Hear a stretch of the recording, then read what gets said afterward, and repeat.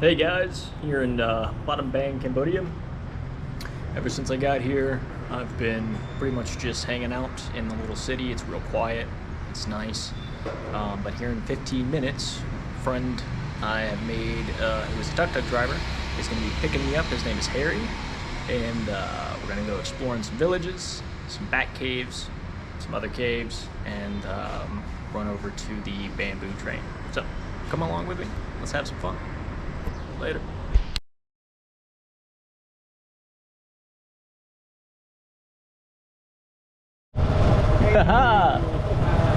So this is Harry. We have just disembarked to start our trip. He's got a whole trip planned, and at the moment I think we are headed to a village. Yeah? Yeah, sure. Yeah, we're gonna go see some fruit plantations and some Cambodian Golden Gate Bridge. Fruit? Bamboo train, and later on we're gonna go and see the Killing Cave and the Bat Cave. And the Bat Cave. So first up, some fruit plantations.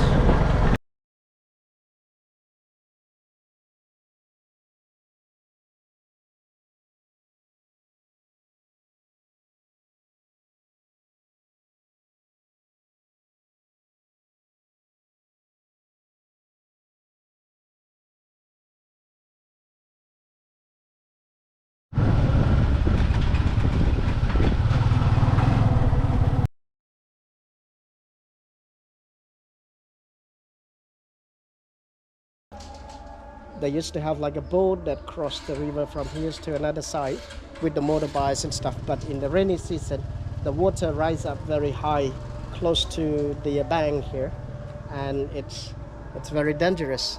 And sometimes the boat's not running. People have to travel from the way to the cities back to here. So you say in the rainy season, the water comes up to here? Up to here. Wow. Up to here. So UNICEF built the suspension bridge? Yeah. So there are 4 suspension bridges built in 2001.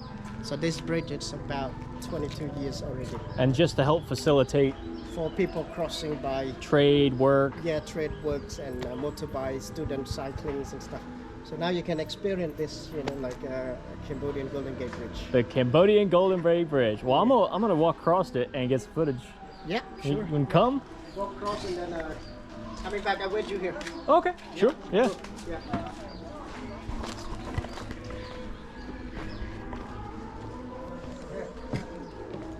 Looks like it's probably been repaired a many a time since it was built by UNICEF.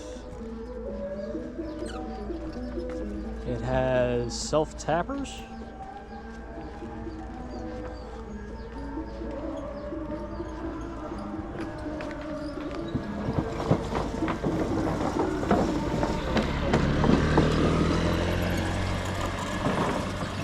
Not gonna lie, it seems wildly unsafe. But win in Cambodia, right?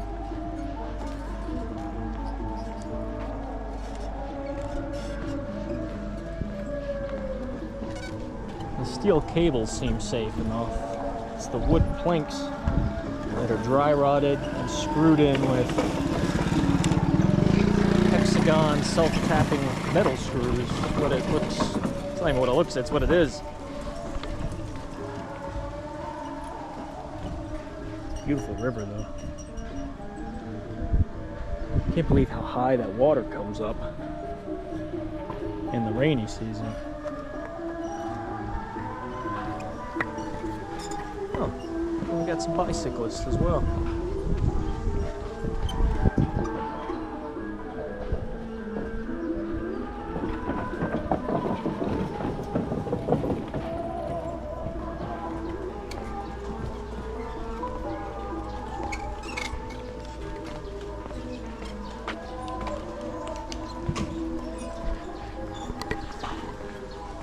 We made it and did not die.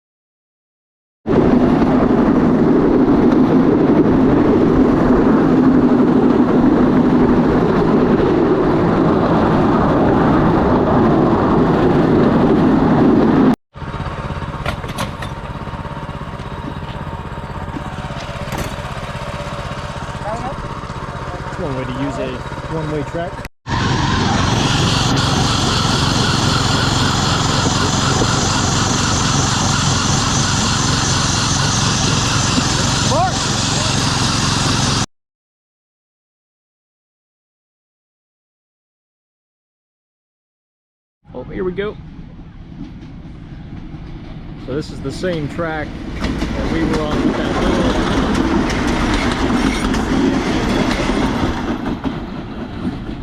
Whew!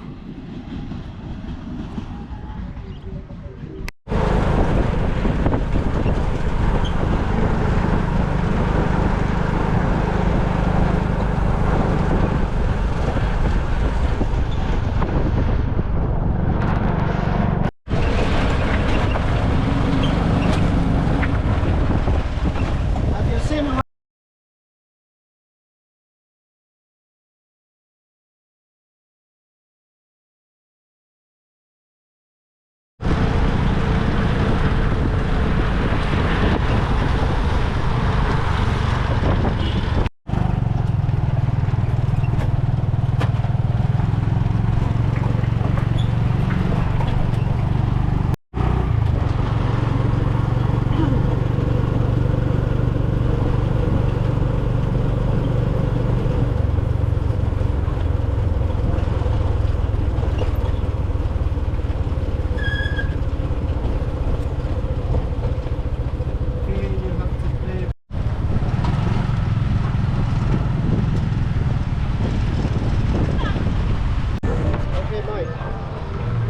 Right here in front of the hill here, so we call Phnom Sampal. Phnom it means hill, Sampal it means selling boat, because the shape of the mountain similar to the selling boat. This is why they call it a selling boat mountain. Ah. Yeah.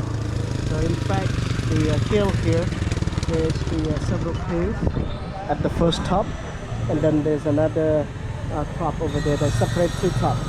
So there are several caves here during the Khmer Rouge time from 1975 to 1979. They are where they brought the victim from this area up to the top and then killed and pushed them down into the cave. And down into the cave. Up there, yeah, and down into the cave. So they estimated around 10,000 people that were killed by the Khmer Rouge. And was it political? Politicals, and also they are educated people. So those Khmer Rouge, they just hated the educated people. They hated the educated people? Yeah, because those people could be uprising against them, sure, against their religion, their regimes or something. And those victims are more like educated and wealthy. You know, they hate. They killed a bunch of wealthy people? Yeah, they do. Yeah, up there, and then after the cave, you can go and see the viewpoint. So you can overlook over the rice paddies and rice field around it. So they built this pagoda after? No, this one before. This pagoda, that's like in 1964. I see. So it's before the Khmer Rouge took over. Okay. And they convert the Buddhist monastery into a prison. Wow. Yeah, so those cave where the bats leaving the cave. This is the cave where the bats leave the cave? Okay. What time do they come out? 6 o'clock. 6 o'clock? So they estimated around 7 million bats, and they live around here. And those plastic chairs where people grab a seat and they have a beer and watch the bat living the cave. 7 million bats? Yeah, so you have at least like an hour. Okay. You should be.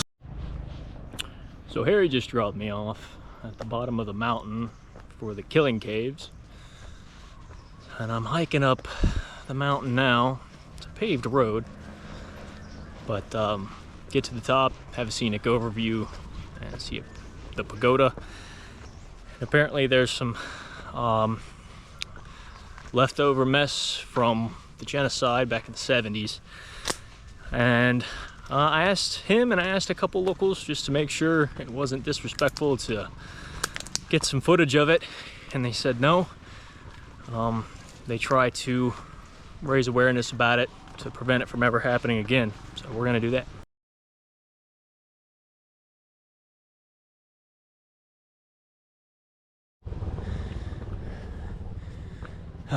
Well, it's long and it's steep, but we're still at it. Fly. Hey. There you go. Have a good one.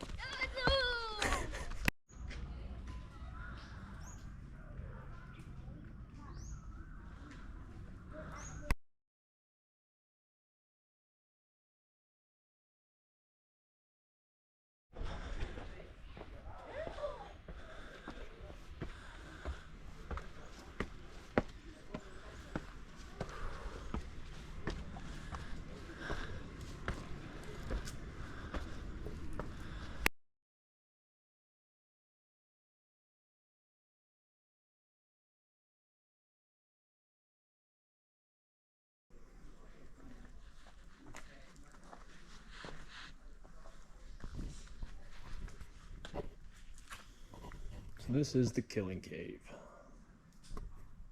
From what Harry told me, about 10,000 were killed in the caves on this mountain. And they used the caves as where to dispose of the bodies. So they would kill them here, line them up, kill them one by one, sending them down into the cave.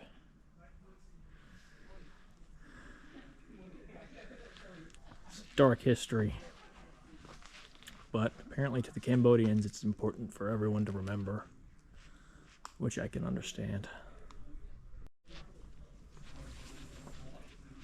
Further caves.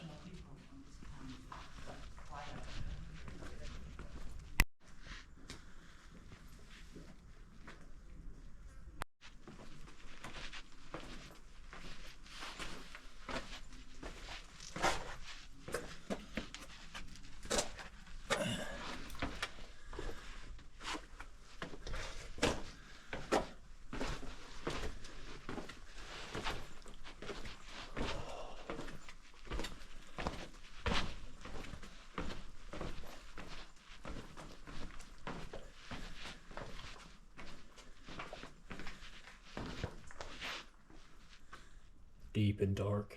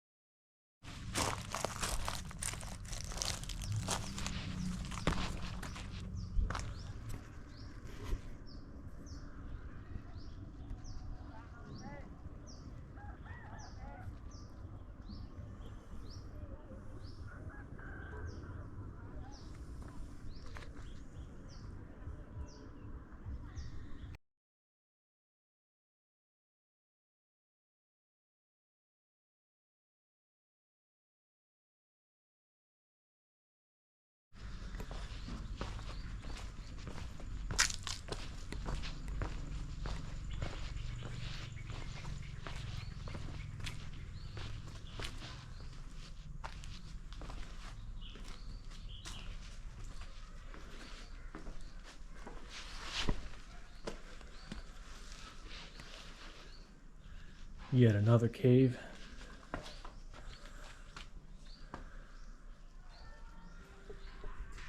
You would think, with mass genocide taking place, the combination of 7 million bats living in these cages, this would be a spooky place. But I think the way that the Cambodians handle it makes it beautiful. The Holy Ground Pagoda was already here before the genocides happened, which made the act even more evil in the locals, well, in the Cambodians' eyes, because it was on Buddhist ground. But the Khmer Rouge weren't Buddhists; they were wealthy group of people who came to power, and they wanted to kill off anybody who could challenge them. So anybody who was educated and wealthy was sent to the killing fields or these caves where they could just kill and hide the bodies in the mountain. But somehow, out of all of that, everyone here still smiles and have made this both a place of awareness and a place of pure beauty.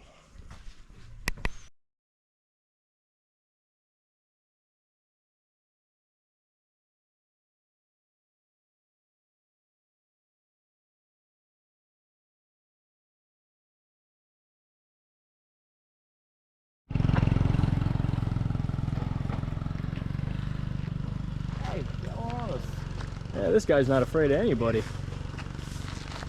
They're all in the trees, look. Oh, this is small one here. This tiny little thing. That's one. Oh, yeah. Wow, they're so desensitized to people. Yes, they don't do shit.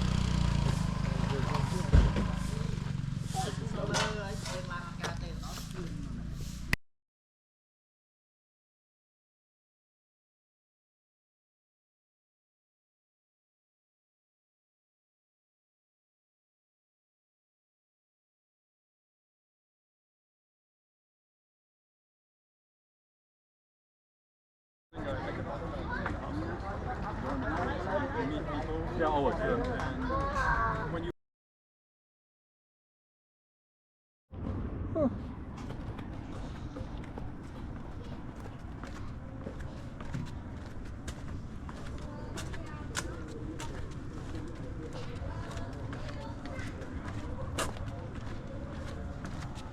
wildly steep.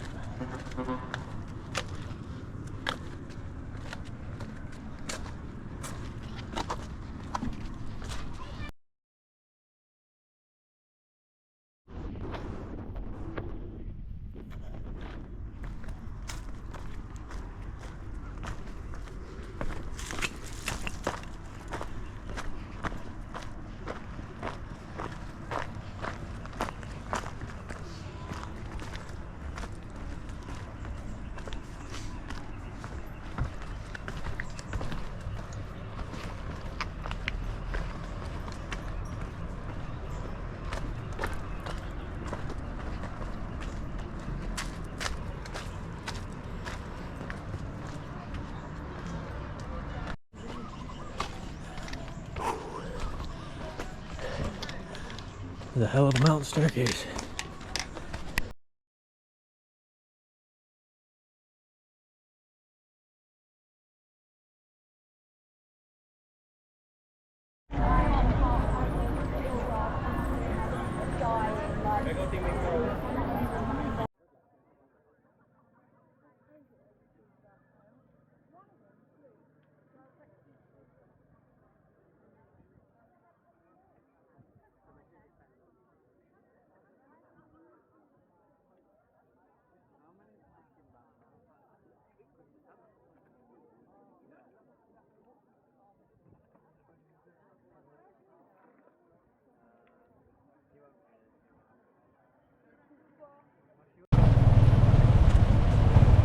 Very interesting day in Cambodia. Super informative.